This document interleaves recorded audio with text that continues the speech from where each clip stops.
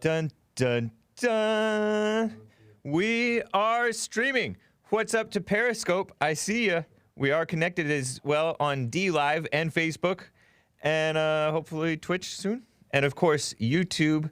Yes, we are live. It is 9:03 a.m. U.S. Pacific Daylight Time on Wednesday, July 29th, 2020. We're trying something new here. You may not even be aware of it. But is the stream more crisp than usual? Nah, I don't know. Anyways, guys, let's go ahead and get started. You guys can call in 888-775-3773. And you cannot give super chats on YouTube, but you can give super chats on Streamlabs.com/The Hake Report, as well as DLive.tv/The Hake Report. So let's get started with the show. 1, 2, 3, 4. Oh, it's the Hake Report. The Hake Report. La la la. Oh, it's the Hake Report. The Hake Report. La la la. Hey guys! Oh, it's the Hake Report. The Hake Report. La la la. Oh, it's the Hake Report. The Hake Report. La la la. So, how is it going, everybody? I appreciate you joining. And you are watching on one of my 6 different platforms that I think I'm streaming on. Or else you're listening on Streamlabs or jesseleepeterson.com/show and you click on listen and you can listen on that thing. Or thehakereport.com/show. And I have Jesse Lee Peterson's player, which plays his show and my show while it's live. And then it's a 24-hour, well, it's really, at that point, it's what, 19 hours of the Jesse Lee Peterson show on repeat. Nice, huh? So, I wanted to make one more quick point on the brainwashed black kids that I told you about. I told you about how the black children are being abused by the parents and by the so-called educated, the educated ones, blacks, the older ones, including liberals, honestly, black-hearted liberals. By black-hearted, I mean like evil-hearted. I don't mean they're black in their race. Evil-hearted people are brainwashing the children about racism. You may have seen on one of the Jesse Lee Peterson show we played a man on the street clip that was put out by one of these outlets, right, that interviews college people. This white female, I think she was white. She may have not been a white Christian woman. Certainly not acting like a Christian. But this woman, a white woman, told this interviewer that she doesn't teach her kids about whether it was Columbus Day or the Independence Day or 4th of July or whatever. She teaches her kids anti-racism. So it's not just blacks doing this abuse to black children. This abuse is spreading amongst all children, especially if you're sending them to a school with dumb millennial or Zoomer brainwashed, deluded, useful idiots who are making useful idiots out of the children. I told you, I went into detail yesterday about Ta-Nehisi Coates and Michelle Alexander. Those are 2 very famous, very well-respected black authors.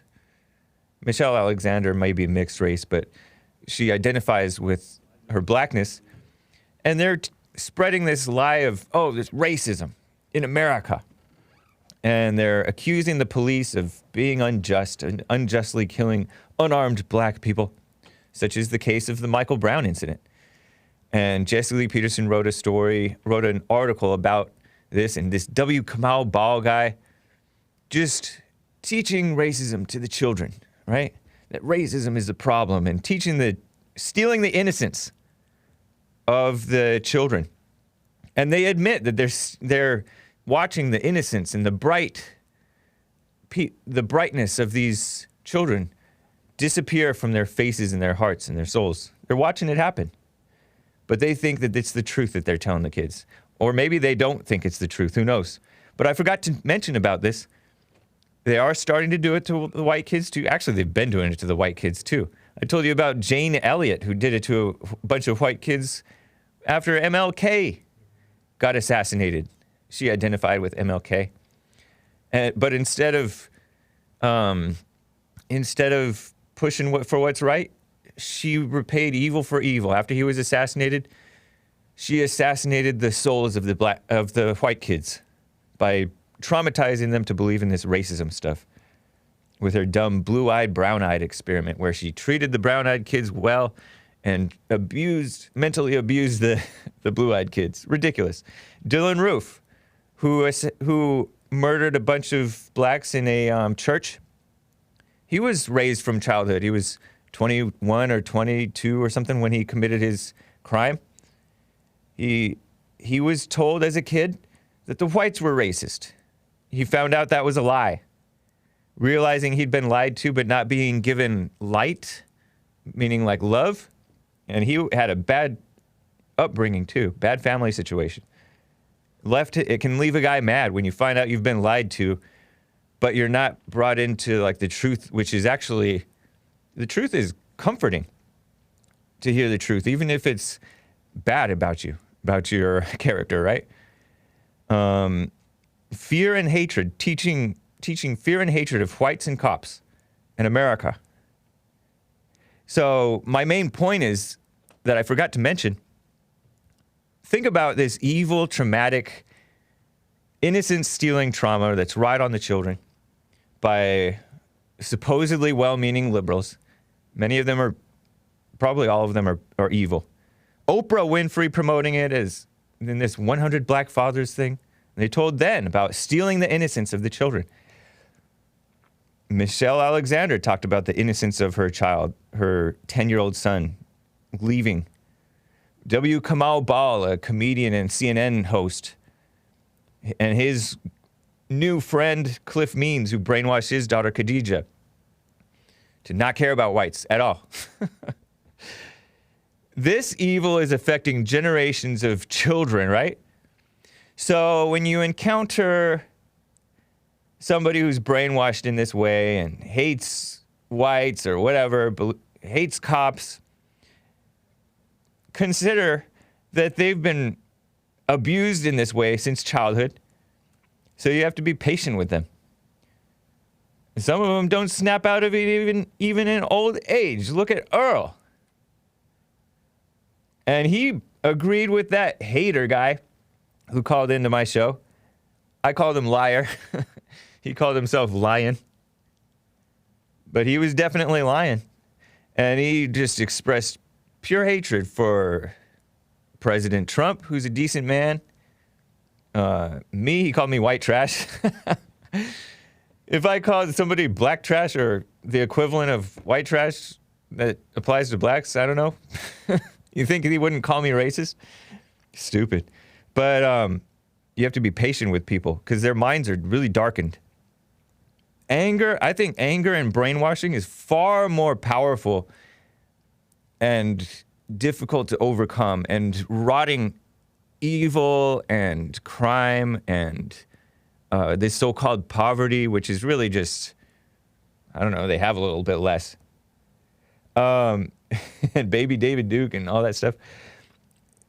That's more important, I think, even than this IQ stuff. In fact, I'm quite sure of it. Because think about it, like there's smart people with high IQ people that are just deluded. And it's by this, the spirit is darkened and their minds are darkened. Isn't that interesting? And there's obvious stuff that they can't see. So I think the spiritual mind, right, is more important than the physical mind, right? I think. So it's a good thing to consider. Also a good thing to read if you're judging these people is the book The Antidote, Healing America from the Poison of Hate, Blame, and Victimhood. You get to see what all these people, what their upbringing was like. Did you know that O.J. Simpson's father, he was a homosexual drag queen and he died of AIDS? Dang. Imagine what that did to O.J. Simpson. Crazy. I almost say he turned out pretty well considering. But, you know, he is alleged to have murdered his ex-wife or his wife or whatever, who was allegedly cheating with another guy. Crazy, huh? So it's just something to consider, you know, helps you have a little bit of understanding. And people really don't snap out of the trauma of their childhood. And that's a disservice. They think they're doing a disservice. They think they're doing a service to these people, these children, by teaching them to be anti-racist, which really just means, it really just means anti-white, anti-truth, stuff like that.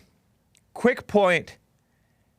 The media, you know, the MSM, which is a buzzword,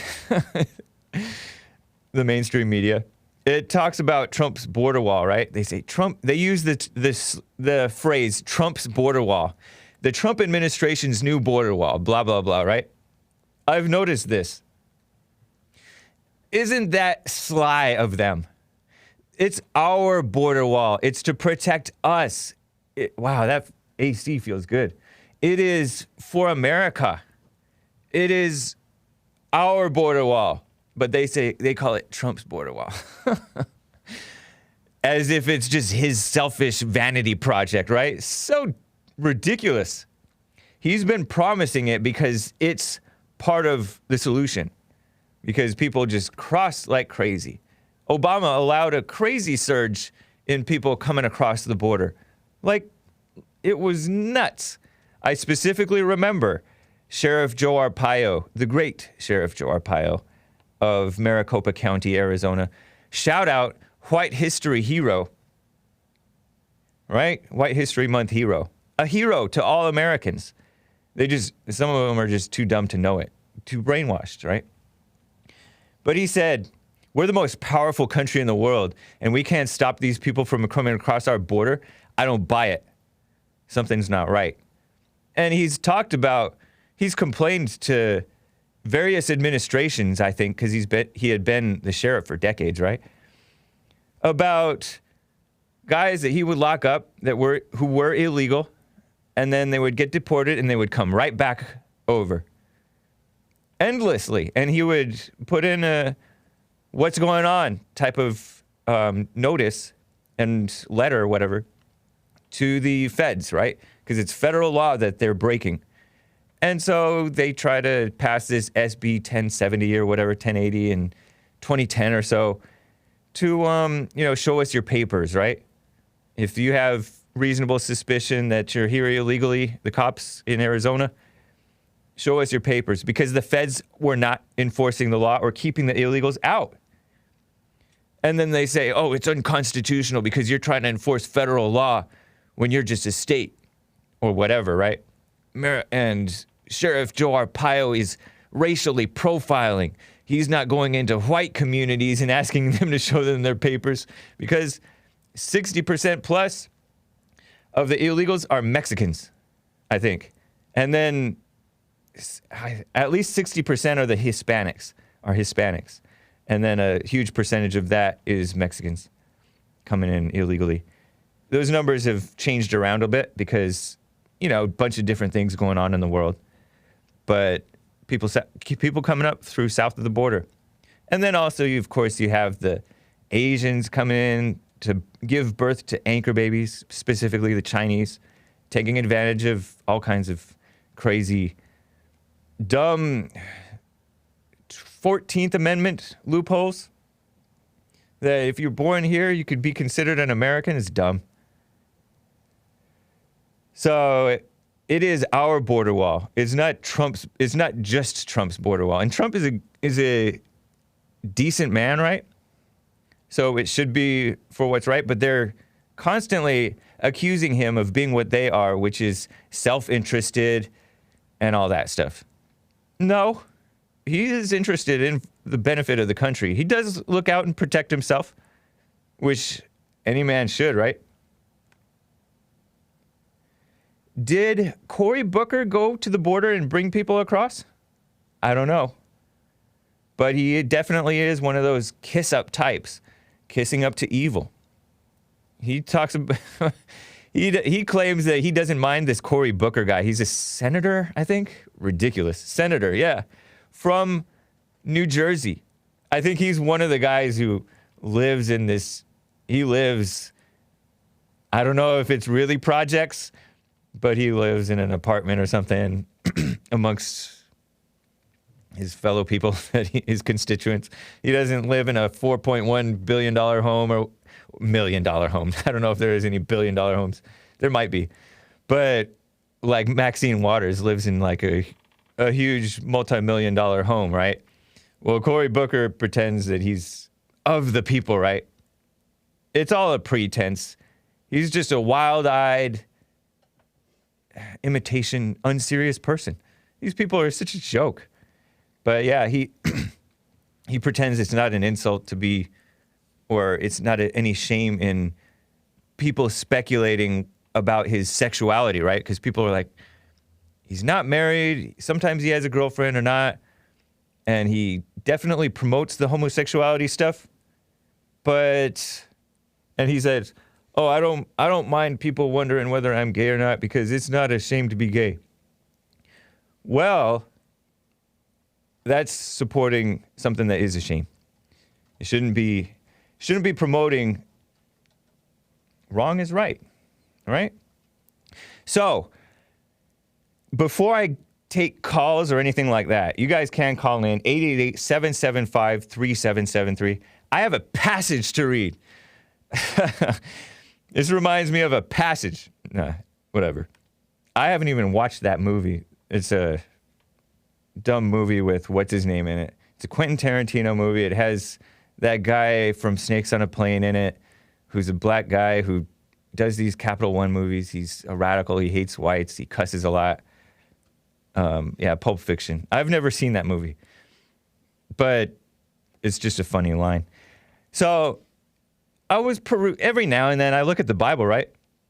I used to read the Bible very, a lot, especially like in college, because, you know, come junior high, high school, college, I was thinking, I better start being a more serious Christian, right?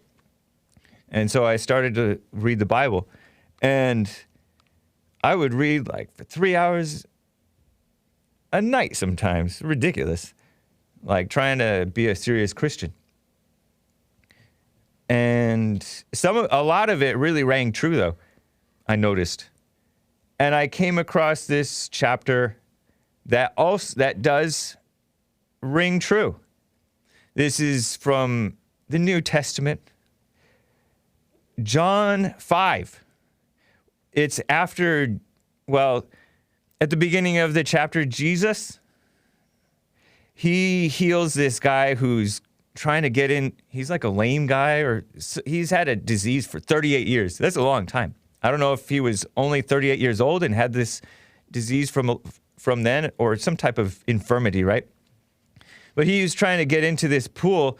According to the Bible, so it is a fact, this angel would come down to at a certain time to this pool. It was like a community pool with a bunch of porches. I don't know what exactly that looks like, but the angel would stir the water. I'm thinking about blacks talking about troubled waters. But the angel would stir up the water, and the first person to get down to the pool would get healed of whatever they got, whatever issue they got. And he couldn't get down there because he had nobody to help him, and he was lame or something, right? And he would be on a mat. So Jesus came across him and told him, do you want to be made well? And he said, I can't do it because nobody helps me, right? And Jesus said, rise, take up your bed and walk. And so he did. He got up and walked.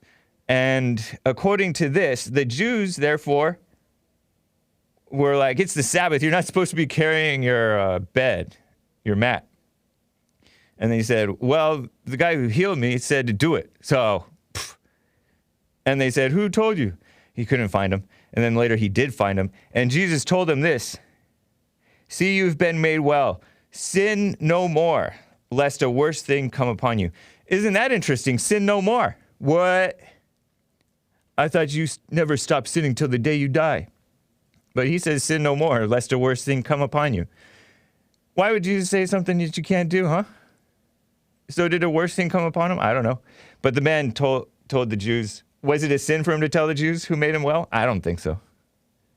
But they got mad. And they wanted to kill him, allegedly because he did these things on the Sabbath and healed on the Sabbath, right? So petty. Just reminds me of like these judgmental, shallow, Bible-pushing type people or any type of intellectual. Very shallow. And Jesus said, my Father has been working until now, and I have been working. And they sought all the more to kill him because he not only so-called broke the Sabbath, but also called his God his Father, making him equal with God, right? God's my Father, is what he said. So Jesus said, I have this stuff to read for you guys. The Son can do nothing of himself but what he sees the Father do. For whatever he does, the Son also does in like manner. Isn't that interesting? It's not Jesus himself leading himself. The Father loves the Son and shows him all things that he himself does. He will show him greater works than these that you may marvel. For the Father raises the dead and gives life to them, so the Son gives life to whom he will.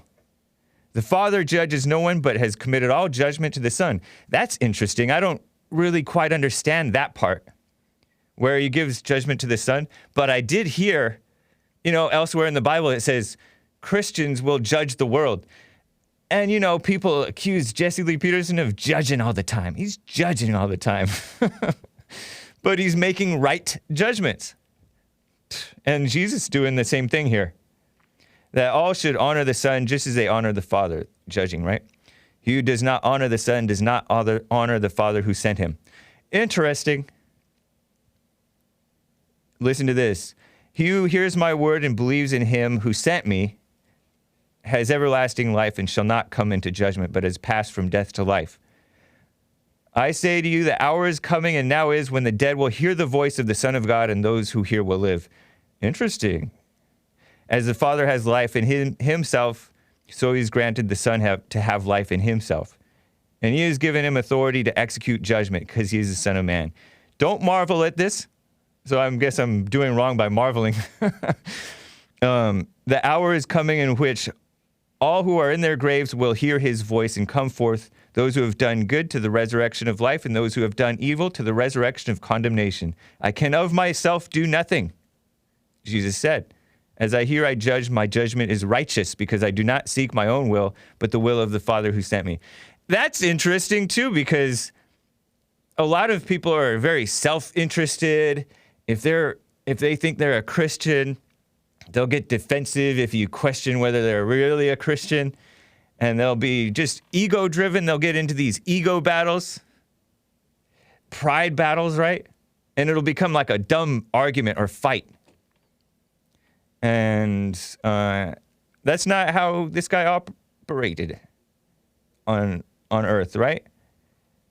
And I notice same thing with like Jesse Lee Peterson. When people are confronting and arguing with him, he'll like disengage if it's going to be like a waste of time, some dumb ego battle. He'll make his point and then like, all right, fine, thank you. He says, and I don't quite understand this, but he says, if I bear witness of myself, my witness is not true. There is one who bears witness of me, and I know that that witness of me is true. You have seen John. I think that's a reference to John the Baptist. And he has borne witness to the truth. I don't receive testimony from man, but I say these things that you may be saved. He was the burning and shining lamp that you were willing for a time to rejoice in his light. People like truth tellers for a second, then they'll turn on them. I've noticed a lot of the time. But I have a greater witness than John. This is what Jesus is saying. For the works which the Father has given me to finish, the very works I do bear witness of me that the Father sent me. The Father himself who sent me has testified of me. You have neither heard his voice at any time nor seen his form. I wonder if that's what Jesse Lee Peterson talks about, where you don't hear God's voice. You've never heard his voice nor seen his form. Or if he's just talking like that to these guys because they're sinners. Because anybody who sins has neither seen him nor known him. I just wonder about that. Because I think I came across this article because people are always questioning, do you hear God's voice? Blah, blah, blah. People talk about, oh, God told me this. And I'm like, really? And Jesus said you never heard his voice. And I don't know if he's talking specifically only to these guys who hate Jesus or to everybody. But anyways, he says, you do not have his word abiding in you because whom he sent, him you do not believe, referring to himself. You search the scriptures, for in them you think you have eternal life, and these are they which testify of me, he said.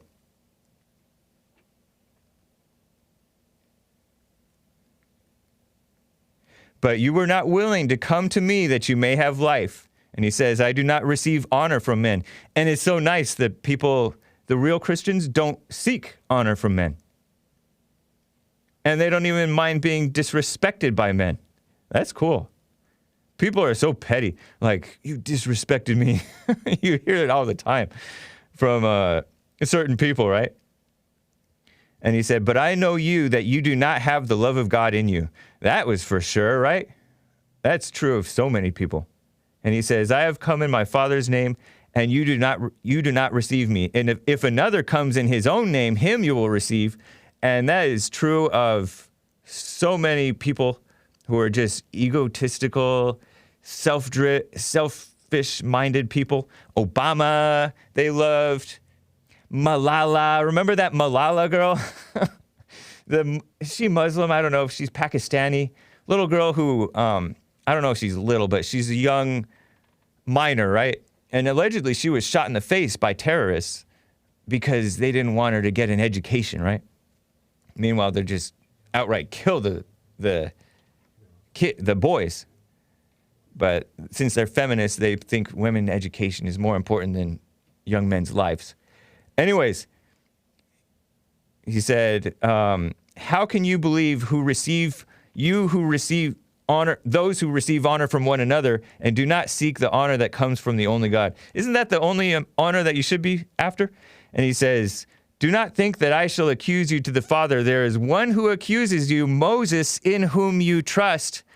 But they don't really trust Moses. Moses was the guy who wrote like the Old Testament, allegedly, I think. And they claim that they followed Moses, right? But he says, for if you believed Moses, you would believe me, for he wrote about me. But if you do not believe his writings, how will you believe my words? Isn't that so interesting? Because people who are, in my mind, there's a lot of people that are, I call them Bible pushers. Many other people call them Bible thumpers. Jesse does. Other people call them Bible thumpers. And yet, they don't believe the things that are written in the Bible. They think they do, but they're cherry pickers. And then they accuse Jesse Lee Peterson of cherry picking and all that stuff. So it's just super interesting that he's telling them that they're Moses thumpers, and yet they don't even believe what Moses said about him. I just thought I would share that with you. There was something else. It's kind of like what he said, you do not have his word abiding in you. Because him whom he sent, him you do not believe. Super interesting. Oh gosh, is this a real caller? On line one, this guy's, I don't know if that's a real caller. He really doesn't like me, but okay. Shout out to Jesse Lee Peterson and Dark Side of the Bear What for hosting the show. Thank you guys. Mr. Petty gave diamonds. By the way, Mr. Petty, I think you're supporting me on Patreon. Thanks, dude. That's cool. I'm assuming you're a dude. Call yourself Mr. That's nice. Appreciate that. You too can support me on Patreon. Calm in the Chaos. Nice name. Gave a diamond and said, Twitter punished Trump for posting the hydro video, hydroxychloroquine. What duh? And that's Don Jr. And he, President Trump himself wrote, he tweeted something out, and it might have been the same thing. And his entire tweet, gone. You can't even see it. So both Don Jr. and Don the Daddy censored on YouTube. Over yesterday, a couple of you guys gave a couple more super chats. Aztec, AZZ7ECH, gave a super chat over on streamlabs.com/the Hake Report and said, back with the heavyweight, back with the heavyweight, back with the heavyweight jams. I don't know what that means, but thank you. Made me laugh. Agent Black says, may God bless you. Appreciate that. Agent Black also says, Earl is not very bright and he argues like a woman. Nice, appreciate that. Hey, Agent Black, are you male or female? Just curious. Let me quickly get to Bubba out of Tampa, Florida, a first-time caller. Bubba, how you doing? Appreciate you hanging on. Sieg Hake, mein Führer. What's that mean? Good morning. Mein Seek? Führer. Seek? Sieg Hake. Sieg Hake. Huh. Throw your right hand up when you say it. Hey, you know red hair is a black trait, right? Did you know that? Not really. It must crush you every morning to get up in the mirror to feel that Negroid blood flowing through your system. Whatever. I hung up on him. Seems like a fake caller, man. Zeke Hake, I think is what he meant. Anyways, yeah. Bubba Smollett? Maybe he didn't, I don't think it was Bubba Smollett or Bubba Wallace, but just creepy guy. Anyways, guys, I have a quick point. Oh, by the way, you know how I have a joke. Since he gave an anti-white joke, I have a pro-white joke. And it's a joke. It's just a joke. But I have a little clip, and I just read this passage from the John chapter 5, right?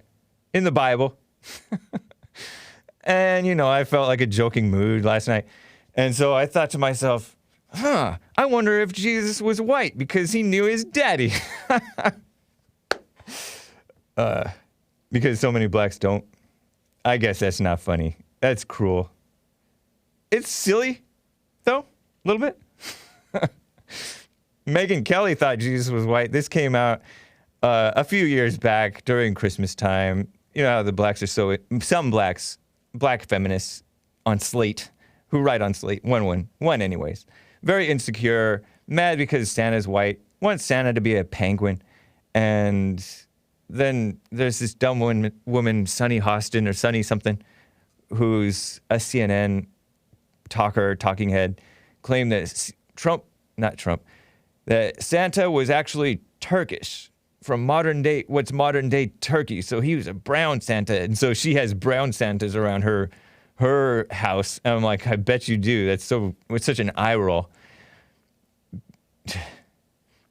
For some reason, these blacks are so into their this race thing. Like, they can't stand for anything to be white anymore. Hake, so immature, says Joseph Gerlix. Here's what Megyn Kelly said about Jesus. Listen to this. Jesus was a white man, too. Oh, man. It played probably for you guys. I don't know if it played for the audio feed. Can you turn it on so the audio feed things goes? I think I said it so it'll go. Hopefully. See, let's play it one more time. You heard it on DLive. I don't know how to do it over on this side. You do not, or you do? I don't know how to do Oh, okay. We'll play it again. I don't know if that went out on the audio only feed, but it did go out on DLive and other platforms. Maybe I didn't make it mono properly. Saint Niklaus. I don't know. That sound Turkish to you? Sounds kind of German or something. Yeah, of course. I mean, I think it went out on all video platforms. But she said Jesus just was white or something like that.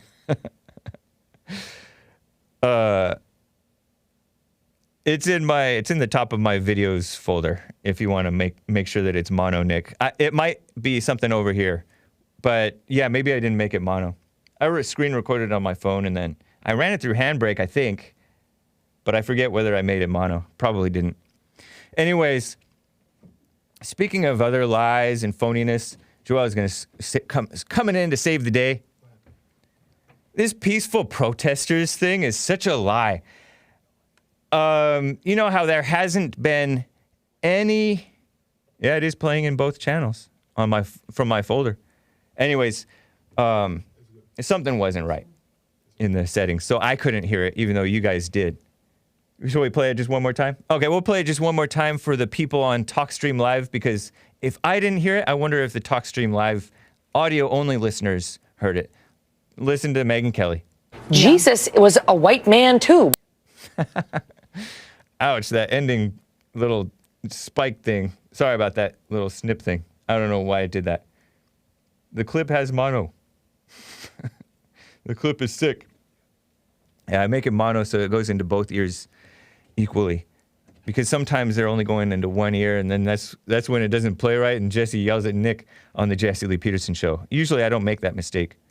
But I was reading, I go on Twitter sometimes, and there's this guy, Mike Balsamo, who is supposedly a lead Justice Department and federal law enforcement reporter. He's a reporter for the DOJ and federal law enforcement for the far-left anti-American outlet, propaganda outlet, AP, Associated Press. So you can bet that this guy, chances are he's a liberal. He's used to work in New York City and Los Angeles, Long Island native. Always on the hunt for tacos, according to his Twitter profile, in case you were wondering. But he says, I spent the weekend inside Portland Federal Courthouse with the U.S. Marshals. This guy, Mike Balsamo, B-A-L-S-A-M-O.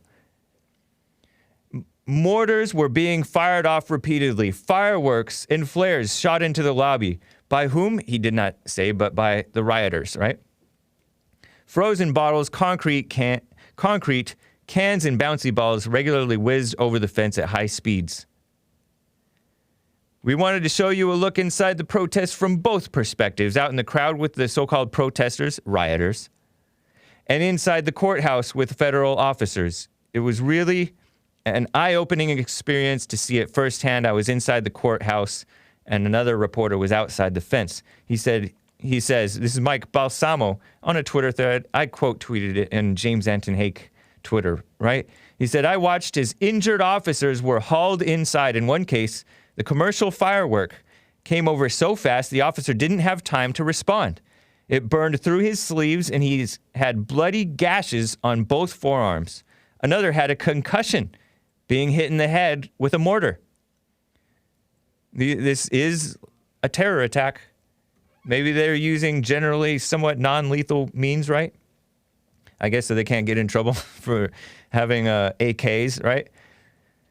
He said the lights inside the courthouse have to be turned off for safety, and the light from high-powered lasers, I guess they're trying to blind these people by pointing lasers in their eyes, bounced across the lobby almost all night. Lasers. The fear is palpable. 3 officers were struck in the last few weeks and still haven't regained their vision. This is this reporter, this AP reporter. And although he is giving you factual information, he is also giving you, he's trying to work it, massage it with commie propaganda, right? When we were out inside the fence line, someone fired off a mortar. It exploded inches away from us, but no one was hurt. A large barn fire had been started in the street, and people were aiming fireworks through the fire at officers behind the fence. So they were standing behind the fire the bonfire that they had started, hiding, right? So you couldn't see when it was going to come, and then shooting off fireworks at the officers. Evil. Almost 2:30 in the morning at that point, during the weekend. 2 months after the death of this George Floyd guy, and they don't care about him. You know that. The officers outside the Portland courthouse, and this is Portland, Oregon, which is about 1,500 or 2,000 miles away, maybe, from Minneapolis. I'm totally guessing, but it's really far from Minneapolis, Minnesota. The officers outside Portland Courthouse have been hit by an array of objects from canned food to ball bearings. Ball bearings are these steel balls. They can be small or big, fired from slingshots. You pull out like this rubber band thing and shoot at the officers. Criminals, huh? On Saturday night, a DHS officer, Department of Homeland Security, was soaked completely in orange paint thrown from one of many paint cans later seized by authorities. These are sick, malicious people. It was clear, I'm referring to the so-called protesters, the nighttime ones who do the most of the rioting. It was clear USMS, I think that's the United States Marshals Service or something like that, tactical divisions this weekend were very thought out, he claims. This is Mike Balsamo, AP, Associated Press, anti-American outlet. He said, even after a large hole was cut in the fence on Saturday night, they made a decision not to go out because it could escalate tensions. They cleared the area only after a huge section of the fence was pulled down. That's dumb. To me, that's dumb. You don't appease, right? He said, it was really striking talking to deputy U.S. Marshals who have been working to protect the courthouse for weeks. Many are from Portland, working to protect the courthouse. They have friends who peacefully protest during the day, so he claims. But at night, they say demonstrations are hijacked by agitators set on violence, which I say, on the whole, is a lie. Yes, many of them try to stay behaved, right?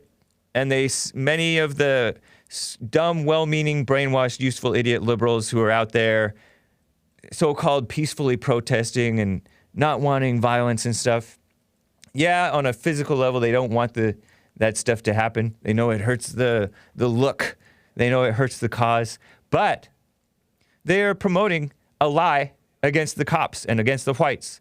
And honestly, a lie that's damaging to the black community that they pretend that they care about. Because the problem facing the blacks, even when they're getting killed by the cops, is the blacks' behavior. He says, a deputy U.S. Marshal told me, I am worried for my life every time I walk outside of the building. And that feeling extends widely, this guy says, Mike Balsamo. They are offended by being told to get out of Portland. They live there, work daily to take violent criminals off the streets, and it is their city too. He said, everyone I spoke to this weekend acknowledged there were different groups of protesters. By day, there are mostly, listen to this line. It's such a cliche. Listen to this phrase, mostly peaceful protesters who want to effect meaningful change. That's what he claims. Meaningful change. It's going to change things for the worse in favor of the criminals. It's all the commies ever do. And these are communist protests, even if they don't know it, that they're communists. But by the middle of the night, nearly all of those people are gone, and the violence really picks up. Meaning that there is violence during the day, because he said mostly peaceful. Read between the lines. It's not all peaceful. And this meaningful change thing, meaningful for what? It's a lie. It's a lie. They don't have a reason to be out there. They really don't, but they're brainwashed suckers. I was reading, just to briefly interrupt this thread that I'm reading. It's a Twitter thread where he tweets. I was reading this story in some outlet written by some lady, and I use the term lady to be kind. This woman talks about something called woke fishing. Did you guys see this? Kurt Schlichter tweeted about it. Cernovich retweeted a couple things. This lady was complaining about how she was dating this guy who pretended to be a feminist, and she advises, if you're dating a guy who calls himself a feminist, watch closely how he treats women. And some of you guys know about male feminists. Some people who've come to Jesse Lee Peterson's events. And for example, she spoke at UCLA the other year.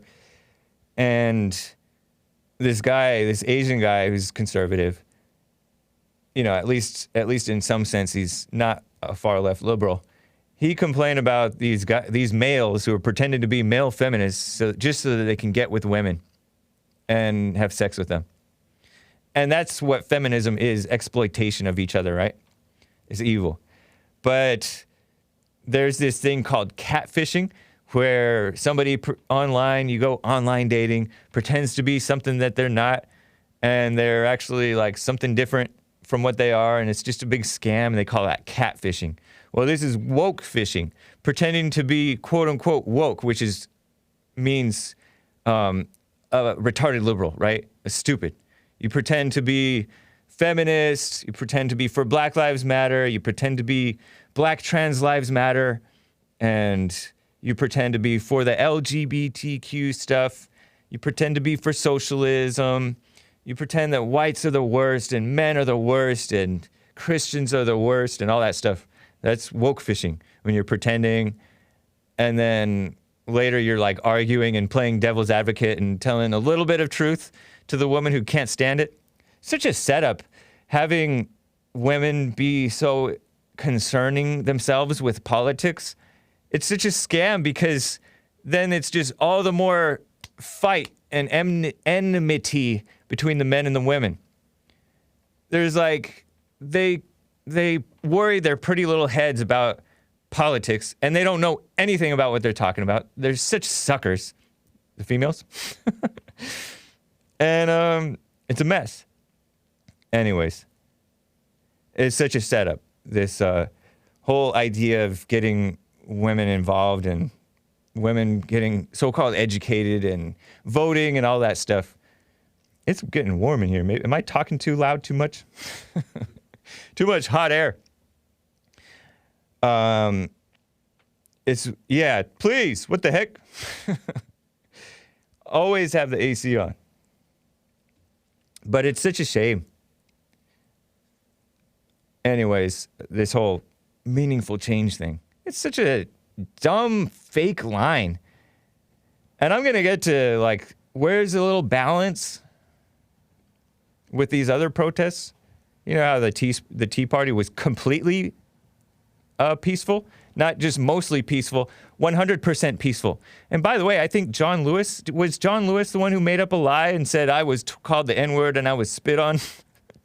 And, boomers or older people, when they talk, sometimes spit does come out of their mouth. Maybe he did get a little, like, spittle on just incidentally walking by too close, not socially distanced, at the Tea Parties. Tea Parties were boomers and older people, and people my age who were somewhat sane, being against the out-of-control, control-freak government during the Obama administration especially.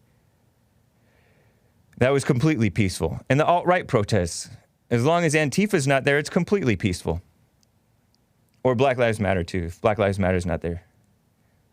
And it's not, most of them even maintain their composure, the alt-right people, even when they are there, unless they start throwing blows or spraying mace at the alt-right.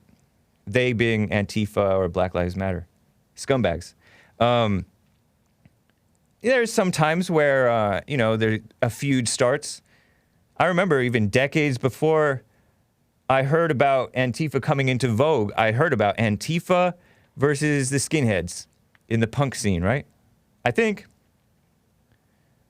And it was basically commies and these anti-racist people, dummies, against the people who were, either they were alienated whites who were alienated by this anti-whiteness, or maybe they were just into punk rock and not dumb enough to fall for this anti-racism thing.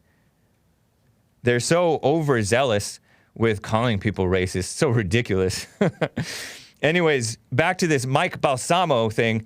He was inside this courthouse in Portland, Oregon during these riots, which continue, I think, to this day. I don't know.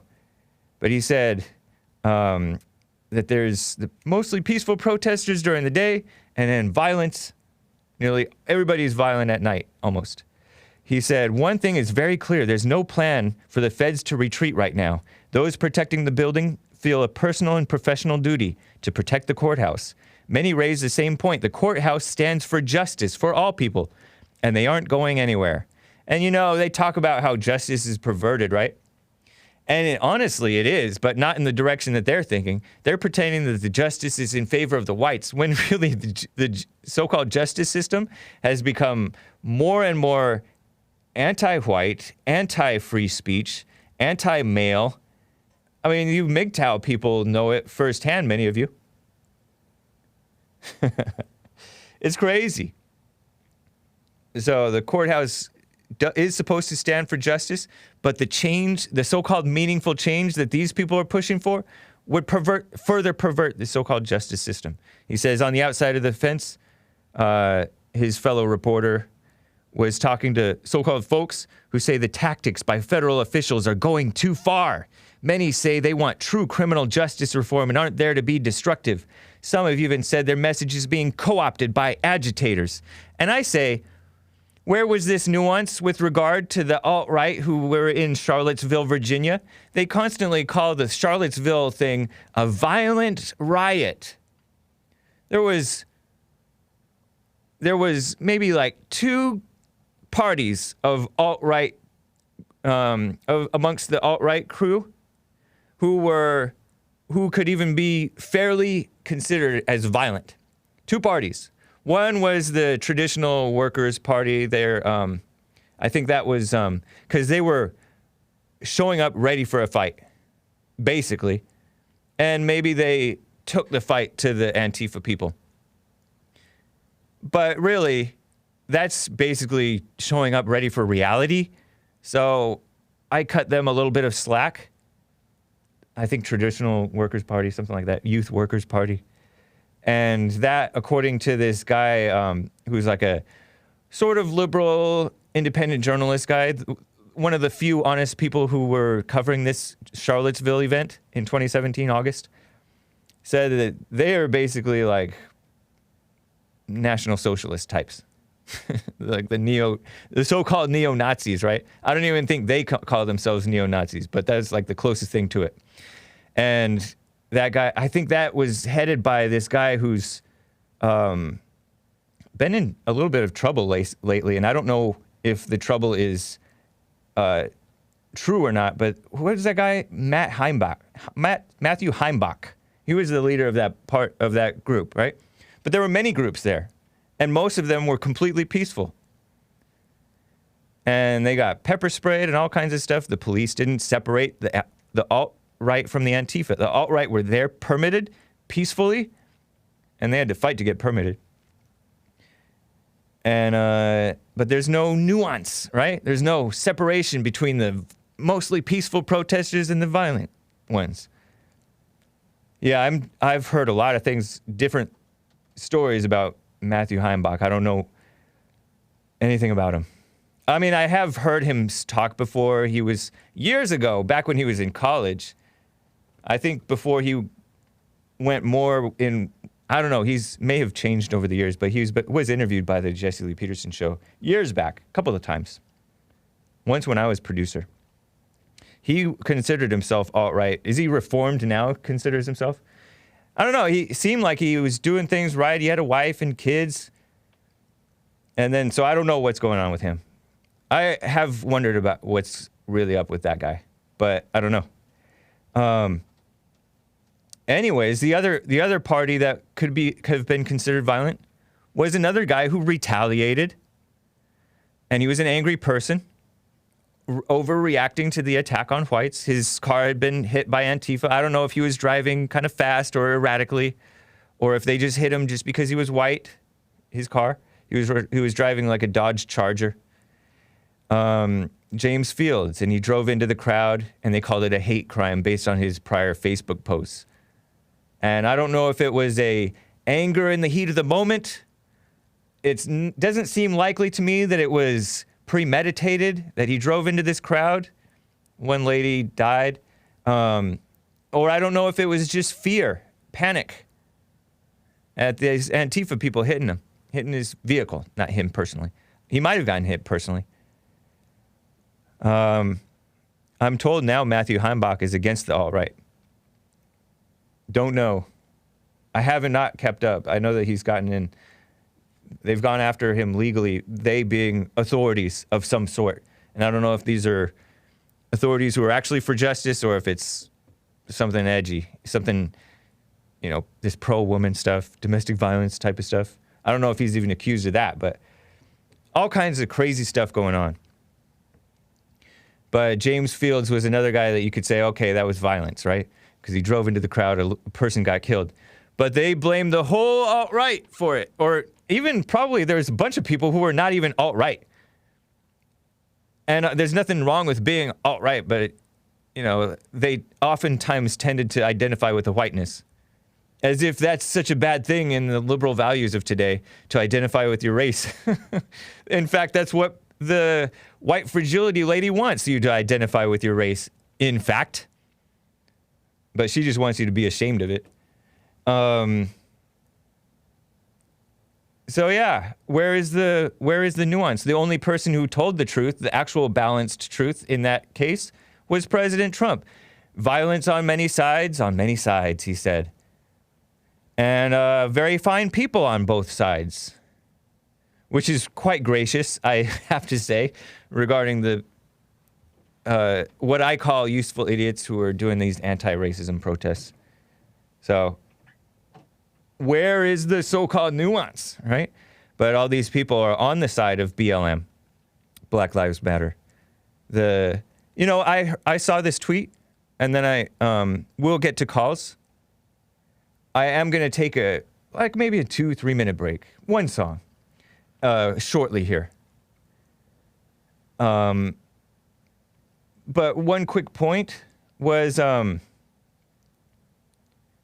the liberals tend to fund the media journalism, right? Because they tend to be liberal, the so-called journalists. Whereas the conservatives, so-called conservatives, on the whole, they fund organizations like Heritage Foundation, which at one point used to be like pro-constitution and stuff, but now they're led by this social justice-y black woman and just gone liberal. And these other organizations, all the major like conservative organizations are not for the interests of the American people. Not for the interests of people who are pro-America, patriotic people, nationalists, America first people. They are for our rights continue to slide. It's this big show. People in Congress. I caught on to like Trey Gowdy like doing this shouting thing, and then nothing would change. Nobody would get punished. Obama got away with everything. The Russia fake news, those people got away with everything. The only people who were being prosecuted were decent people, or people that are kind of edgy, but for what's right generally. So Roger Stone and Michael Flynn, they're going after Trump as much as they can. It's crazy. Anyways, I'm going to take a break. I'm going to get to your calls. I just had to get to this stuff for you. Paramedic is up next. Appreciate you hanging on, man, and the rest of you guys. I'm going to take a 2 to 3 minute break, and then I'll come right back, all right? Appreciate you guys. And I'm going to read your super chats as well and everything else. TheHakeReport.com for my stuff. Hang tight, guys. I'll be right back.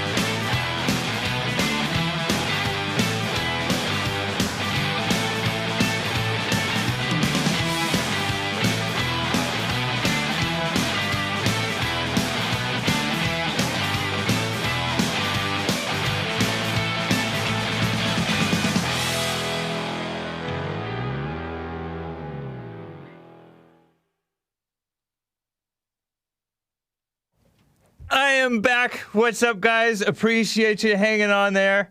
Yes, beautiful song. Am I right? Do not be disheartened that Facebook, Alphabet, which is Google, Apple, run by Tim Cook, who is not straight, and Amazon, and the people, they're all wreaking evil upon the world, right? Upon America, too, especially, are going to get away with everything. Do not be disheartened just because they're going to get away with everything. This is my prediction, right? They're going to get away with everything. I don't know what Trump can do. Can he do something? I guess he can certainly speak out, raise awareness, try, do some executive order or something, or push the Republicans to do something. He definitely can do that. An executive order he can certainly do. Most likely it would be stopped by dumb liberal judges who be like, ooh, whatever. They make up some stupid thing. Because, these liberal judges usurp the president's authority. They also usurp Congress, but that's Congress's fault, I think. Because they can impeach these mothers. I thought of that lady who's Pakistani, but she was born in Detroit, Michigan. Rashida Tlaib. She told her 4-year-old son, and she's in this bar recounting that we're going to impeach the MFer, referring to Trump. But, Congress they can impeach judges. But they don't. They don't stand for what's right. I don't know what it is. Some of you guys claim that there is dirt on them. They are being blackmailed. And, people have speculated all kinds of things. In some cases, it's not speculation. And then you have dumb guys like Cenk Uygur, who's of the Young Turks, and he co-founded the Justice Democrats, but then quit because he said edgy things about women. He claims that it's money in politics. These people are funded by corporations. And yeah, as if he's not corrupt. He's very corrupt.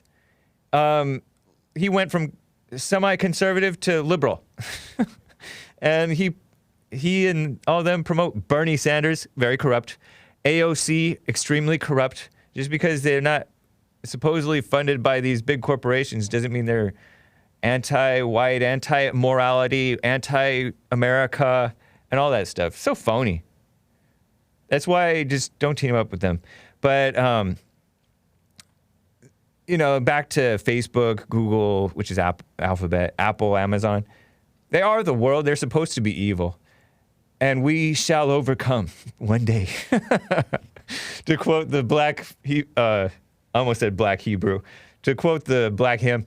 I got to get to some calls, though.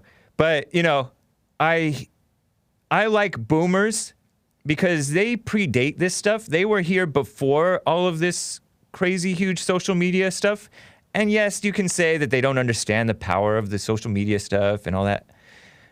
But they were here before it, and they're going to be here after it, if they live, right? Such as Jesse Lee Peterson, living forever, right? He's been banned his whole life. He's been banned from Christian radio stations because blacks threatened to bomb the station, or they didn't like his views on Christianity or his true views on Christianity and Jesus and stuff. So he's been banned from all kinds of stuff, and he just keeps on growing. Honestly, in the people, the following, many fall away, but just like with Jesus had hundreds of disciples, right? And then they all fell away except 12, and then all those 12 fell away too. One of them outright betrayed him. So it's like Crazy Mother Dan says, "Thank you, James. We boomers like you too." Yeah, you gotta love boomers. Even you have to love people who are suckers. Everybody's a sucker, right? At some point, until they get past it. But I just like people with confidence because, I don't know, you know how it is. There's always one, like Jesse Lee Peterson says, one door closes, another door opens. Anyways, like, look at this. YouTube shut Jesse Lee Peterson down from streaming for 3 months, right? Maybe who knows what's going to happen. Let's stick with the present. Bunch of you guys went over to DLive, subscribed, followed there. More people went to Periscope. We grow another place when we're squeezed in one place. Huh? Nice. Anyways, paramedic has been on hold forever out of Florida, and I got to get to him. Appreciate you hanging on, paramedic. What's up? Hey, James, how are you? I'm doing fine. How are you? Doing fine. I was listening to a show, and I came across an interesting concept. And because we understand emotions differently than most people, this concept kind of intrigued me, and I wanted to get your thoughts on it. The concept of logic as an emotion. Logic as an emotion? As an emotion. Yep. Interesting. Well, I don't know. Do you have any further, you want to elaborate further on that? I do. Where I'm at right now with it, and I guess I'm talking with Satan in my head, but if logic is an emotion, then it's the order, it's the way things are God intends, and if it's the way God intends and God is perfect love, logic could be an emotion of love from God. That's where I'm at right now, but I'm still going to smoke on it some more. Yeah. What do you think? I don't know. I really have no idea. That's all like a mystery to me. And it sounds like something not to get too sucked into.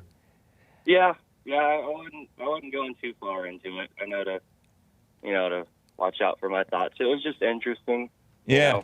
Just wanted to run it by you. Well, when you're into figuring something out or into intellectuals, I say intellectuals are emotional because people who are into their intellect and figuring things out, it's an emotion that drives them to try to figure that out. And they need that satisfaction of figuring something out, right? Or whatever. Right. It's definitely like an escape. It's like a form of not being a man of action. You know what I mean? Oh, yeah? Yeah. I'm still working while I'm doing it. I'm not being enough. Fair. Yeah. Yeah, I don't know. But there, for sure, it is sweet to recognize the truth, for sure, I think. Right. Yeah. So I don't know. But yeah. Well, I tell you what, all your predictions on, the rhinos and the Democrats and the Congress and Facebook and all the big tech companies are all going to walk away with fat wallets and completely scot-free. I think your prediction's spot on, man. Yeah. I was seeing, I follow Cernovich on Twitter, and I saw him going crazy because he came across this confidential memo from Jim Jordan, the wrestler. He's kind of slim. He usually doesn't wear a jacket because his arms are... He's the new Trey Gowdy, I think. Yeah. People think of him as a strong conservative or whatever. But according to his own memo, he's talking about Amazon is not a monopoly. They only have less than 50% of the market share and stuff like that. And all kinds of stuff like the way to fight against bias is not through antitrust, anti-monopoly stuff. And of course these people are huge. I saw this tweet out this report. I retweeted it on James Anton Hake Twitter. Make a Twitter account, guys. Even if you're banned from Twitter, just don't tweet. Then you're kind of following the rules, right? Aren't you? I know a lot of you guys have been banned. But they said, according to this Breitbart investigative reporter, that 97% or 99.7% of their search results on Google have been suppressed since 2016. Wow, that is a huge suppression. Because I think in part Breitbart has been falsely labeled as fake news. Every now and then they may get something incorrect or whatever. But I mean, look at the media in general. They get stuff incorrect all the time. And then they have much more damaging lies, such as the lie of racism and sexism. Those things are tearing apart the country for the worse and for a fake grievance, you know? Yeah, and the worst part is that they manufacture the story, usually through NGOs or, Right. you know, and then they manufacture the story, then they circulate the story all in between each other. That's and right. create fiction into reality. It's pretty crazy how they do it. Yeah, they listen to the SPLC, the Southern Poverty Law Center, and the ADL, and you know, sometimes they have useful information for finding out about people, but most people don't have the sense to spit out the chaff and take in the good information, especially since they have an agenda with the stuff that they look up. It's crazy. Anyways, appreciate you, paramedic. Yeah, man. Be well. You as well. All right. Take care. Bye. Asmodor hosting the show. Thank you, man. Check out Asmodor. White Wednesday is tonight. DLive.tv/Asmodor. I've been on his show before. I got to go back there at some point. I've been stalling in my reading of Killing the SS by Bill O'Reilly. After I finish it, I want to go back on his program. Monterrey Bear gave a diamond. I'm sorry if I'm mispronouncing your name in a Spanish thing, but he said, don't hate, congratulate. Ice Wall Bear says 70% of black women never married equals mobs today, referring to the mothers of children who are raised by the single mothers or weak fathers who are in the house but not married to the mother. That's weakness. It's bad. And, you know, the weakness of the whites, even if we do have our fathers, the fathers are weak in appeasing the women and stuff like that, trying not to be the bad guy and beat down with this fake racial guilt, white guilt stuff. It's all fake. So we let the blacks run wild. Nobody loves them to tell the truth. Jesse predicted this 10 years ago in church, Ice Wall Bear says, referring to... the other week, we've been putting out every Wednesday. It was 5 p.m. Now we're doing it 4 p.m. Los Angeles time. We're planning on having a Sunday service premiere on Bond Rebuilding the Man YouTube channel. He predicted that we're going to have Detroit all over the country. And isn't that eerily similar? Maybe President Trump has been watching the Bond Rebuilding the Man Sunday services from 2009, because he talked about how we're going to have Minneapolis and whatever all over the country. And Baltimore all over the country with the Democrats. And he's right. Edward Grieg, I don't know if I'm pronouncing your name right, but I appreciate all of the diamonds, many diamonds. 1, 2, 3, 4, 5 diamonds. Asmodor says, you don't have to finish the book to come on. Yeah, I appreciate that. I may not bother with finishing the book. He says, come on anytime. Always pleased to have you. Dark Side of the Bear says, hashtag me too. Not the me too as in a accusatory me too, but in the sense that would love to have me back on the show. I've been on Dark Side of the Bear What's stream as well. Nice. Jib Jab says he gave a Streamlabs super chat and says 3 minutes is a modest break. Take some black time if you need. We'll be here when you get back, I think. Yeah. Thank you. Appreciate that. So, by the way, I have explained this before. Malkuth X sent me an email. What's up, Malkuth X? I haven't really noticed you too much. Oh, maybe this is Mustafa X now. Malkuth X, I've seen him in church before. I have doxed him in the past, not maliciously, just by me having a big mouth.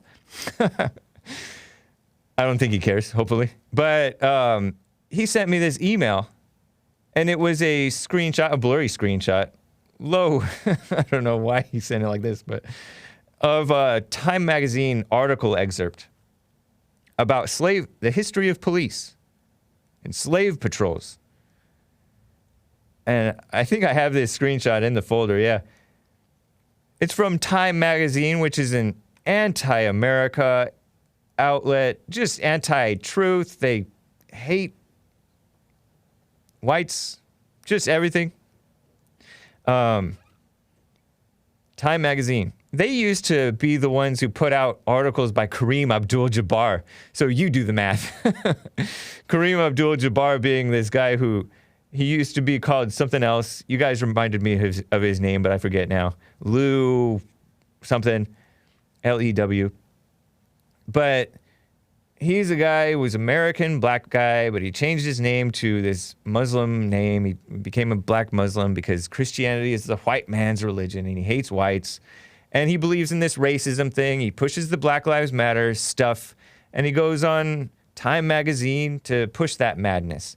And he's gone on other outlets to smear blacks just for speaking their mind because he believes in all this fake social justice stuff. He went after Ice Cube and stuff because Ice Cube is all into the black thing, but calling himself the real Israelites or whatever. And that's considered anti-Semitic. And so he's just a mainstream kiss-up SJW. Mainstream being what most of the media accepts. But anyways, this is an excerpt from an article in Time magazine. It says, in the South, what in the world? The economics drove the creation of police forces centered not on protection of shipping interests, but on the preservation of the slavery system. Well, duh. This should be not a controversial thing because slavery was the law. So why should we be ashamed of the history of police in the South? But it's pathetic. They act like, oh, therefore the police are all racist to this day. Anyways, some of the primary policing institutions there were the slave patrols tasked with chasing down runaways and preventing slave revolts. And isn't that a valid thing? If you're going to have slavery, you have to prevent the slaves from running away. And you have to prevent the slaves from having revolts. We are men of order. We being those people of those days, right? Yeah, the photo's like way too blurry. You can't even read it. But I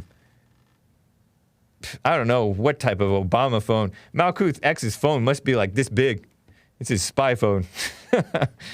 No, you probably just sent it in like super low quality. I don't know. Whatever. But that's nothing to be ashamed of. The first formal slave patrol had been created in the Carolina colonies in 1704. During the Civil War, the military became the primary form of law enforcement in the South. But during Reconstruction, many local sheriffs function in a way analogous to the earlier slave patrols, enforcing segregation and the disenfranchisement of freed slaves, right? And, you know, they had these laws that maybe they were unjust laws, but they were enforcing the laws. And what's the big deal? They bring that up to just increase their resentment against the cops. Lou Alcindor is the guy who I call a joke. What a shame. Kareem Abdul-Jabbar. I heard he was a talented ball player. Was he over 7 feet tall? Or is he over 7 feet tall? But a total sucker. A total sucker. But, you know, yes, slavery was the law, and the police enforced the law. Now, what? What's the big deal? Police also protect abortion mills. Are we going to attack the police for protecting abortion mills? No, we attack the evil spiritually. We don't do the bomb stuff. We don't bomb abortion clinics. There's this song from this Christian singer guy. I blew up the clinic real good. But it's a joke, and it's showing how backwards that is. I mean, as if you even really need to be told that it's backwards to, if you're pro-life, to blow up an abortion clinic, potentially killing people. Talk about dehumanization. The liberals are so dehumanizing. They hate people. Don't you notice that? They hate the people that they make victims out of, obviously, because they promote victimhood, which is the most self-destructive thing that you can identify with, right? And other destructive. Victims become nasty perpetrators. Look at the Nazis, according to this story. They felt they were victims of, right? They thought they were victims of Jews? Yeah. And then they, according to the story, they perpetrated against the Jews. Now the Jews feel victims of the whites, and they're, at least the liberal ones, and even some of the conservative ones, believe in this racism thing. Conned. And it's subverting the whole country. Shameful. So, speaking of dehumanization, victimhood is very dehumanizing because it takes away your own responsibility for your own life. And they promote that. Evil promotes that. Calling people Nazis and racist. What can be more dehumanizing than being called a Nazi when the world narrative of Nazism is the most evil thing that ever existed? And you call people Nazis willy-nilly. The fascists, the Antifa, they called the liberal mayor a fascist. And that's supposed to be like equivalent. They think the whole system is Nazi or fascist or whatever. And so very dehumanizing, isn't it? And marginalizing. You know, they talk about marginalized communities, the people of color. But they're doing that to the whites, and the whites are just rolling over. Dehumanize me. And then also very dehumanizing, calling babies in the womb a fetus, clump of cells, a cell. I talked to one black guy who said, so you think, because I said abortion is worse than slavery, and I said that John Lewis is worse than Robert E. Lee, who was an honorable man, and John Lewis, the late congressman who died, was very pro-abortion, even partial birth abortion, and he also just promoted victimhood of blacks, hated the First Amendment and the Second Amendment. And he said, I said he was pro-abortion. That's way worse than being pro-slavery. And Robert E. Lee was not even really for slavery. He felt it was a headache. He thought it was a political and moral evil. And yes, he did allow his soldiers to kidnap black farmers, I think during the war, and enslave them up in the north. And yes, he did he inherited a bunch of slaves, and he did keep them enslaved for a while because he inherited a struggling estate from his father-in-law, I guess. And so he had to keep the slaves working to helpfully salvage what he inherited. So what? Who cares? All this moral posturing about slavery. Please. But this black guy says, so you think killing a cell, that's his reference, dehumanizing reference to a baby inside the womb, is worse than somebody who fought on behalf of slavery. Please. You just dehumanized Robert E. Lee and babies. The most innocent, defenseless human beings, people on earth. Babies. And you dehumanize them. Such liars. The reason I use this liberal word dehumanize is because that's what they accuse us of doing. They accuse us of dehumanizing illegal aliens as if we don't know that they're human because we call them aliens. Stupid. In the last half hour here, and then I will get to calls too. You guys can call in. And I have to get to super chats too. But I want to talk about this silly World Health Organization, UN, they're, I read this on the female-run outlet, The Skim. I subscribe to The Skim. I'm not a woman, but they put out this thing that the UN is sounding the alarm that COVID, this Chinese, what Jesse Lee Peterson calls the Chinese virus, rightly so, honestly, also known as COVID-19 or coronavirus, is causing a break in the transportation systems and making food and all that stuff. The global food supply is being disrupted by COVID-19, and the UN is urging action. And I'm saying the UN is the parent organization to the WHO, the World Health Organization, which I've told you guys from the start of when I first heard of this coronavirus thing, is a very corrupt, evil organization. They think that you should be transitioning people who think they're transgender. I think that they do that. I think they believe in that. Certainly the liberals do. So they're part of the problem.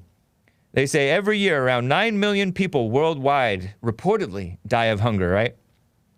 Attributed in part to political instability and climate change.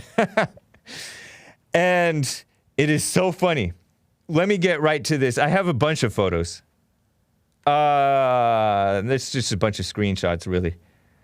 But this is their description of so-called climate change. And remember I was telling you guys about what's called the Holodomor, whatever you call it.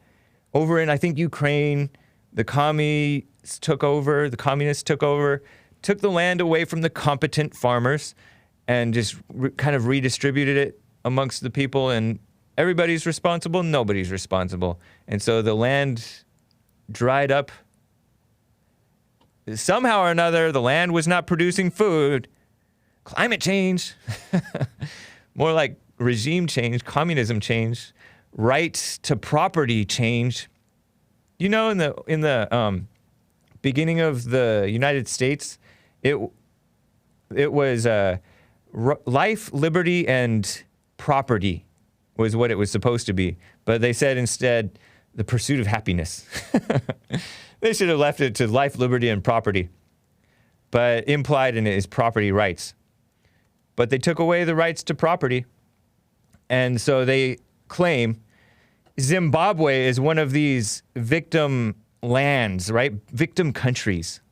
But Zimbabwe is a place where I heard that were there white farmers in Zimbabwe and they took the land away from them? Yeah. And then starvation happened. Desertification. And what is being promoted in Africa but taking land away from whites? South Africa. It happened in Zimbabwe already. Taking land away from the whites who have been for generations farming the land, very competent, know what they're doing, very responsible. They make it work. Taking the land away from the whites, giving it to redistributing it, right? Redistribution of wealth. That's what's causing the land to dry up. California, having this drought, right? Supposedly, like most of my life, it feels like California has been in a so-called drought. I've never felt the effects of it, but it's real. There are, there's whole industries such as farming that requires water, irrigation. What did the liberal governor of California do or not do? He didn't build up the reservoirs as he well could have so that we would, subdue the land and make it work for us. As, the Bible says, I think you're supposed to subdue the earth, right? And work the earth, but incompetence is causing these. So according to these UN propaganda, United Nations, communists, they say there's something called desertification. And they talk about such and such square miles, 27,000 square miles, 70 square kilometers of desert are created every year, they claim. human-made deserts, drying up our planet. These people are such sleazy liars, causing the problem, swooping in, asking for money to save these problems. Listen to this. The UN, this is with this food shortage that's allegedly happening because of this COVID crisis. You know, truckers are suffering. They have no place to stop. They can't gather and sell their food. Farmers markets are shut down around the country and around the world. They have communism, which just spreads redistribution of poverty, really. And attack on competence, on whites, on Christians, on everything good. And that's what the UN stands for, really. They believe that America is racist. They blame the Flint water crisis on racism. And the Flint water crisis is a result of, I think, this same communist type idea of taking away from the competent and giving to the incompetent. So that's the UN. They want to come in and meddle in America as if they're running things better, and they're not. But listen to this. The UN is calling for at least $2.4 billion immediately. What a racket, huh? The UN's WHO, World Health Organization, was part of the problem with this COVID thing spreading. Weren't they saying that you don't need a mask? All these people talking about, you don't need a mask, that's for doctors. And then now they're trying to force you to wear a mask. They're just liars. They are both corrupt and wreaking corruption and incompetent. World hunger continues to rise due to conflict and climate change, says a UN report. There was also a UN report crying racism and calling for redistribution of wealth, and I think they called for reparations. So the UN is trash. We should get out of the UN. I'm glad that Trump is leaving the World Health Organization. Let's hope he gets reelected so that we can continue to leave it. But they're talking about malnutrition happening all over the world because supplies and stuff is getting cut off and economies are getting shut down by these very same type of control freakish people. So they caused the problem, and they're asking for $2.4 billion to save the people from so-called hunger. And the World Health Organization is one of the organizations that wants that money. UNICEF, United Nations International Children's Emergency Fund. I wouldn't let my kid anywhere near the UN if I had one, right? The World Food Program. Aren't these like scary sounding organizations? World? Excuse me? These people that want recourse with their leaders, they should want the leaders to be local so that they have to answer to you. And so that they suffer with you if they do wrong. But nope. The Food and Agriculture Organization. And some say that's not enough, that $2.4 billion. The head of UNICEF, which is the Children's Emergency Fund, nutrition program, said that some restrictions on movement also need to be eased. You think? Oh, and they also say the food insecurity of the world is unequally distributed. What do you think? Of course it is. That's how life is unequally distributed. And it's based in part on your own competence and failure. It's so fake. I saw some of your guys' comments during this. Viewer USA on Jesse's YouTube. He said the libs think that mass starvation around the earth is caused by climate change, man-made climate change. But they don't tell you the root. Should we tell them that socialist left-wing policies almost always lead to famine? Thank you. Very true. Over on DLive, the notorious TE said, give them money so that they can flood America with refugees, quote unquote, refugees. Exactly. And those refugees wreaking havoc, allegedly starting fires in cathedrals over in Paris, in France somewhere. On Periscope, Tim said, China gave us this sickness, and now we're buying face masks from China. And that's the UN, too. The UN is China. It's sick. By the way, I heard the storm is coming. Florida may be facing a tropical storm. I don't know. It's like this whole, like, what's called a low pressure zone, and it's called Isaias, forming in the Atlantic, possibly threatening Florida. We'll see. Adding to a record-breaking season. I guess they're already on eyes. They have, I guess they name these storms. The first one is A, as an A name. Second one is a B name. C, D, E, F, G, H, I. I didn't really notice that before. But according to Drudge and the Weather Channel, tropical storm warnings issued for the Caribbean, including Puerto Rico. Isaias, I don't know how to pronounce it, may impact Florida this weekend. So watch out, guys. Heavy rain expected through Thursday from the Leeward Islands to Puerto Rico and Hispaniola. The rainfall could trigger flash flooding and mudslides. Be careful, guys. Speaking of this COVID thing, Louis Gohmert, I like that guy. I don't know if I should like him, but I kind of do. He has been in government for a long time, and I haven't seen a lot of results, but I don't really pay attention. But I just don't trust anybody. But I kind of like him. Louis Gohmert. He caught COVID. He's not that young of a guy, too. Hopefully he's fine. But they were dunking on him. He was supposed to meet President Trump in Texas, but I guess that's called off. He tests positive. He refused to wear a mask, so they're dunking on him. And he's a Republican, so they love when Republicans get sick. They can blame the Republicans for getting sick. But when the world is getting sick, they don't blame the people that get themselves sick. It's so disgusting. You know, I was looking at this ABC News.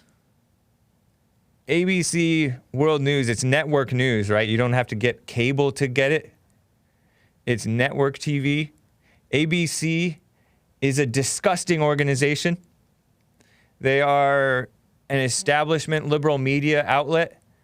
And I say they're worse than CNN. You know, people pick on CNN and MSNBC, and those are disgusting outlets. And maybe, you know, there is no worse. They're all evil. But I say they're worse than CNN. I say that to try to make you pay attention to them. If you are at all, you know, having good feelings towards them, because they're evil. They're nasty. They're the #1 TV show in the country. This ABC World News, actually. And that is with this guy, David Muir, who is this guy who's like, I don't know, he doesn't come off as being particularly political. I don't trust him. He works for ABC. You know what ABC has promoted in recent years? Desmond is amazing.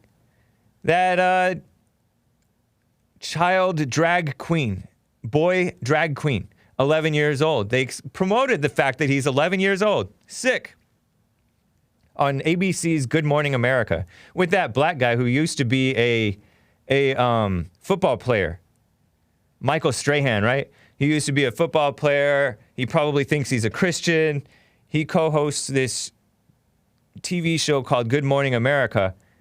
And he's showing a lack of dignity and integrity, congratulating this so-called drag kid.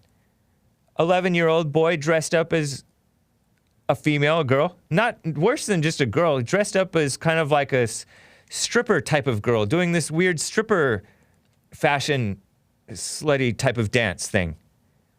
All sexualized and awful. Sick people. And Good Morning America's YouTube channel shamelessly put it up. ABC News's or ABC's, their website, you know, this big media company put it up. Desmond is amazing. And Good Morning America's website put it up. Nasty. So this guy, David, you guys think that Tucker's on top. He's on top of the cable stuff. But David Muir is above that, apparently. His show is only a half hour, 6:30 to 7 Eastern. For the 8th week in a row among adults, 25 to 54. You know, I don't know if Desmond was promoted on David Muir's show, but that's according to the Nielsen Company. Ages 25 to 54 and 18 to 49. Those age groups have major overlap. But that's sick. David Muir, no doubt a liberal, and ABC News. You know what else ABC did? You know, when this guy shot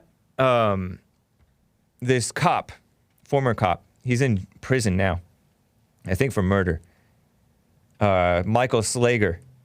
He shot this running black man in the back. I think he fired 8 times or hit him 6 times or something like that. Walter Scott in the back, over in North or South Carolina.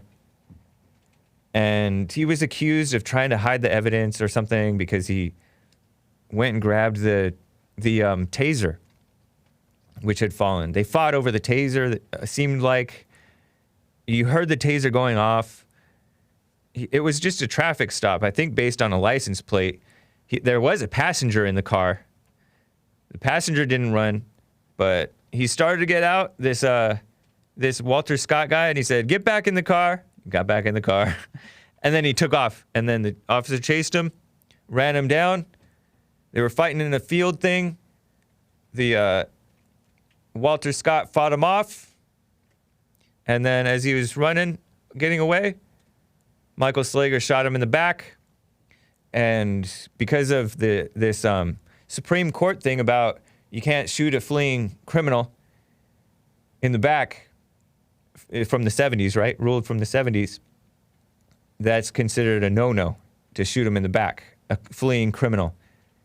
And he got murder, I guess, and in prison. And, you know, there's all this focus on any time an officer does something questionable or wrong. And apparently he had done something wrong, I guess. And there's no focus on what the blacks are continually, disproportionately doing wrong. In fact, there's an encouragement of it. I told you about this Angela Rye woman saying that they have to fight back. These blacks have to fight back. And I also told you even about this guy that I really like, who's on YouTube, Abood, who is he served time. And he said that it's natural to fight back when you're getting in chains, right? Meaning handcuffs, and you know where you're going, and you know that the justice system is unjust. And I believe that there's some injustice, whatever, going on. And the blacks suffer from the most of everything because they commit the most of everything, right? And just when you're doing wrong, you're also getting wrong done against you. But I was thinking about how, and I made this comment on this ABC News article on their Discuss, D-I-S-Q-U-S. I said, you know, the worse blacks get, the more perfect the cops have to be. That's pretty much word for word what I said. And sure enough, I get banned from commenting on any ABC News articles. This may be new to some of you guys. Some of you guys may have come up when they had gotten rid of the comment section from pretty much everywhere. Very few news outlets have comment sections anymore. It used to be the norm to have comment sections. Now they send you off, go discuss it on Twitter or whatever, or Facebook. Share it on Facebook and say something. It's crazy. Joel says they hold cops to a higher standard when everyone should be held to the same standard. Yeah? You know, I understand you have to hold the people who are supposed to enforce the law to a high moral standard or a high standard. They're supposed to be well-trained and all that stuff. And I understand, for example, Christians and men being held to a higher standard because we claim to be Christians. Or leaders should be held to a higher standard. I understand that. But the world's way of doing it is such a lie. And when I say the world's way of doing it, I mean the fake liberal Christians. And when I mean liberal Christians, I mean even the nice so-called conservative Christians, because that word nice is key. Yeah, Joel says, why do people get a pass not to be moral? They should not. They get a pass because people want immorality. People, I say people. I call it like this female-minded liberal thing, where they encourage immorality. They hand out condoms at churches and at schools. And the female-minded reasoning is they're going to do it anyway. Might as well have them be safe doing it at my house. The mothers sometimes do it. Christian mothers sometimes do that. Oh, let my child have sex with her boyfriend at my house. Female.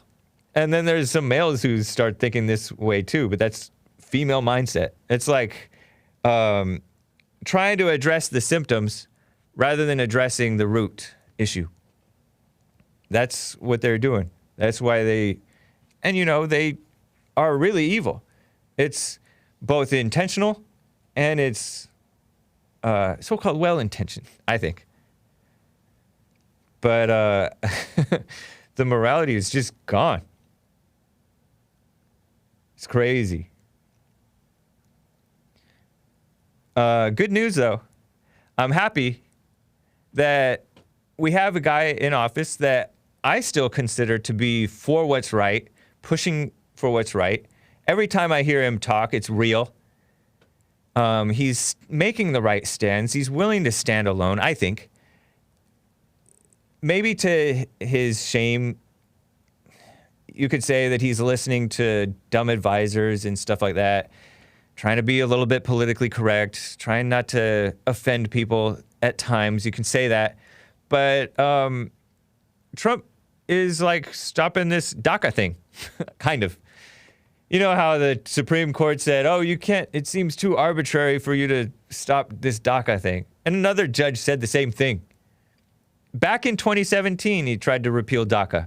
And then he played like he's going to use it as a bargaining chip, and maybe he will. Maybe it won't end. Maybe these people will become, my mindset is these people are here. They shouldn't be here. They have to go back.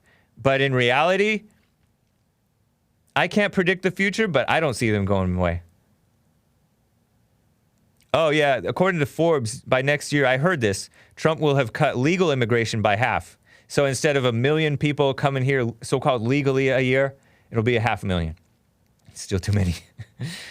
But anyways, that's a good start, right? People say it's already too late. We don't know. And, we can turn things around, right? But it won't accept new applicants to the Obama DACA program. And I remember, I was aware of politics during this time, somewhat, where Obama was talking about, I can't just unilaterally let these people stay.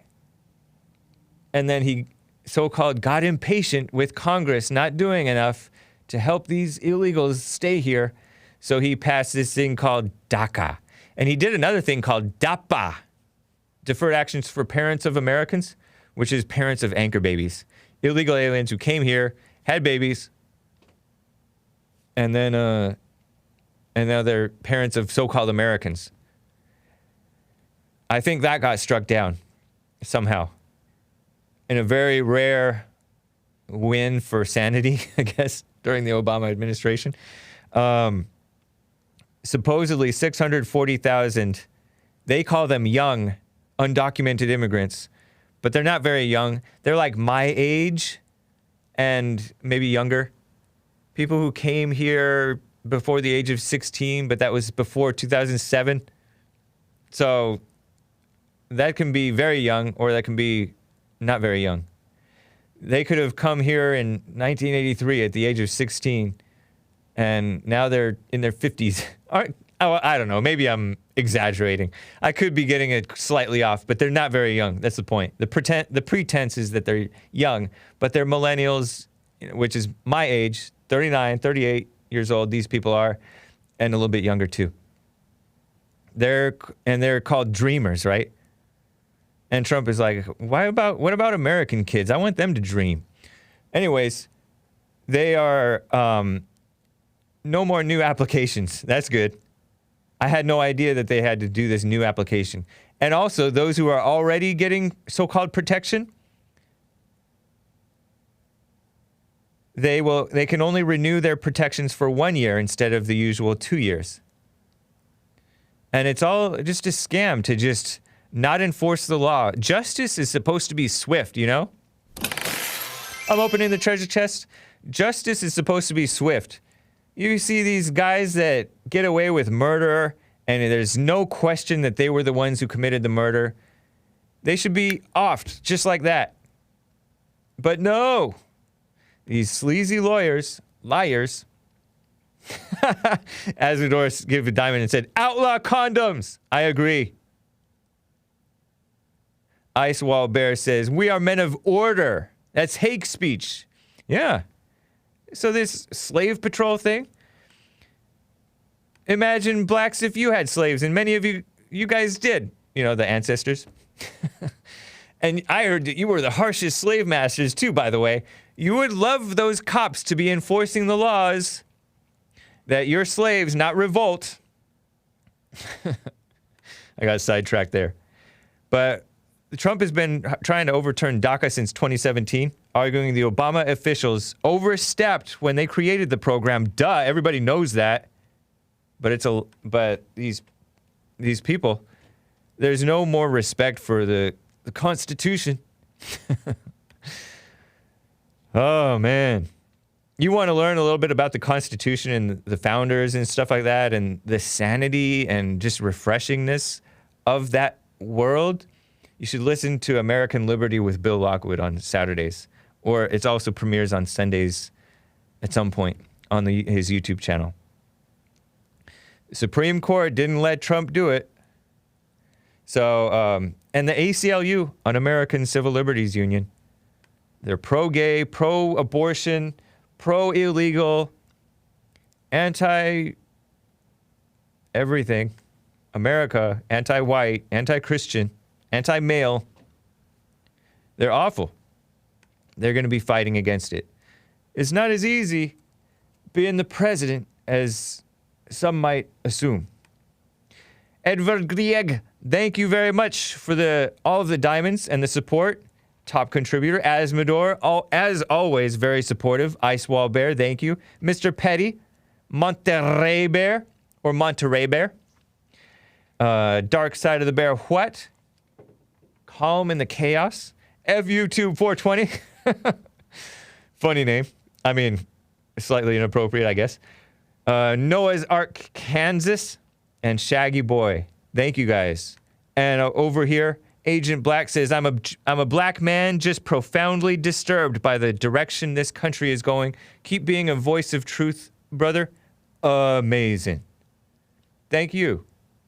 Appreciate that, guys. Yeah, I got one of my interns back helping me out, making my channel on YouTube more palatable. So I'm trying YouTube. Hopefully I'll be able to take super chats or at least preserve my channel on YouTube. Because, you know, it's kind of like Fox News. Although Fox News has become more and more like feminist and pro-homosexual and stuff like that, they started out letting the truth out. Jesse Lee Peterson told the truth on Fox News. Other people did. Very nice, huh? Same thing with YouTube. They have let us spread the truth. So don't be wishing that YouTube had never existed.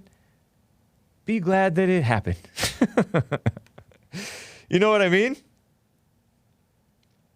I don't have high hopes for these people.